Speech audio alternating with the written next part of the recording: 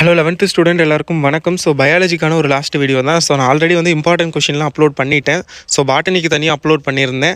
சுவாலஜிக்கு பார்த்திங்க அப்படின்னா நான் வந்து வாட்ஸ்அப் சேனலில் போட்டிருப்பேன். நீங்கள் வந்து இன்னும் வாட்ஸ்அப் குரூப்பில் ஜாயின் பண்ணலாட்டி ஸோ உங்கள் நல்லதுக்காக தான் சொல்கிறேன், ஜாயின் பண்ணிக்கோங்க வாட்ஸ்அப் சேனலில். ஸோ அதில் வந்து உங்கள் நம்பர் எல்லாமே யாருமே பார்க்க முடியாது. ஸோ அதை வந்து ஜாயின் பண்ணிக்கோங்க, ரொம்ப யூஸ்ஃபுல்லாக இருக்கும். நேற்று பார்த்திங்க அப்படின்னா கிட்டத்தட்ட நான் அவ்வளோ மெட்டீரியல்ஸ் வந்து ஷேர் பண்ணேன். 11th பயாலஜிக்கு தனியாக, பயோ பாட்டனிக்கு தனியாக, சுவாலஜிக்கு தனியாக, பாட்டனிக்கு தனியாக, Tamil medium, English medium, last 9 years நடந்த பப்ளிக் எக்ஸாம் கொஷின் பேப்பர், இது வரைக்கும் பப்ளிக் எக்ஸாமில் கேட்ட கொஷின்ஸு, ஸோ இம்பார்ட்டன்ட் கொஷின்ஸு, அப்படி தமிழ் மீடியம், இங்கிலீஷ் மீடியம் தனித்தனியாக நான் நேற்று வந்து நிறையா பிடிஎஃப் வந்து டேரெக்டாக வெப்சைட்லாம் கிடையாது, டேரெக்டு ட்ரைவ் ஃபைலாக அப்லோட் பண்ணேன்.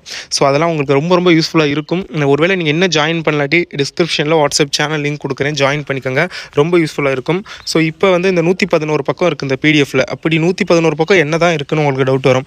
கடந்த 5 வருஷமாக பப்ளிக் எக்ஸாம் நடந்துகிட்டு இருக்குது. ஸோ லாஸ்ட் 5 இயர்ஸாக நடந்த public exam question paper collection தான். மெயின் பப்ளிக் எக்ஸாம், அரியர் வச்சவங்களுக்கு அரியர் எக்ஸாம், சப்ளிமெண்ட்ரி எக்ஸாம் நடக்கும், ஸோ அந்த எக்ஸாம், ஸோ அப்படின்னு சேர்த்து எல்லா எக்ஸாமுடைய கொஷின் பேப்பரும் இருக்குது பயாலஜி சப்ஜெக்ட்டுக்கானது. நீங்கள் இதில் உள்ள எல்லாத்தையும் நல்லா பாருங்கள். இதில் உள்ள கொஷின்ஸ் எல்லாம் ஆல்ரெடி பார்த்துருப்பீங்க, நான் இம்பார்ட்டன்ட் கொஷின் சொன்னது.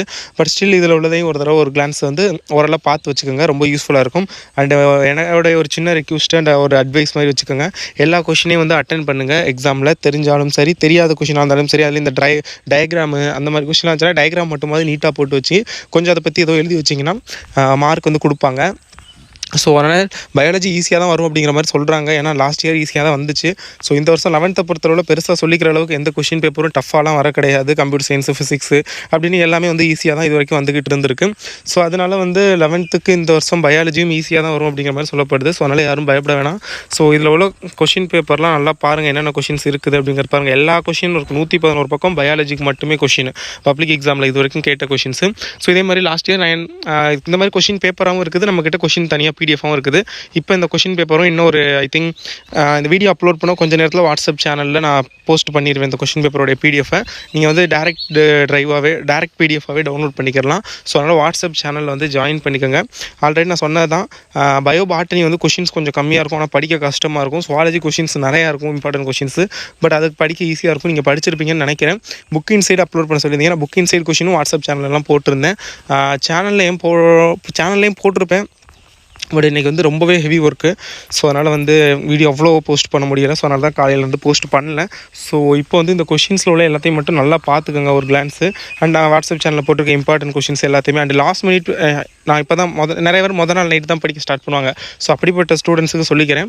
ஸோ நாள் நைட்டு படிக்கிறவங்க வந்து நீங்கள் புக் பேக் 1 வேர்டை தரவாக படிச்சுக்கோங்க. எல்லாத்தையும் ஃபஸ்ட்டு நீங்கள் பண்ண வேண்டியது அது.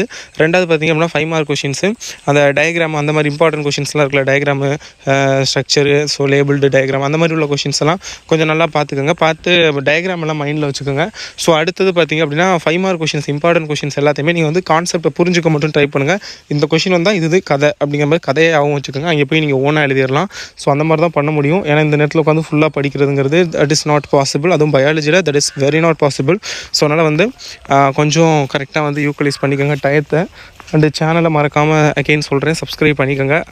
Thank you so much. அண்ட் டிஸ்கிரிப்ஷனில் வாட்ஸ்அப் சேனல் இருக்கும், அதில் பிடிஎஃப் போட்டுருவேன், டவுன்லோட் பண்ணிக்கோங்க. தேங்க்யூ.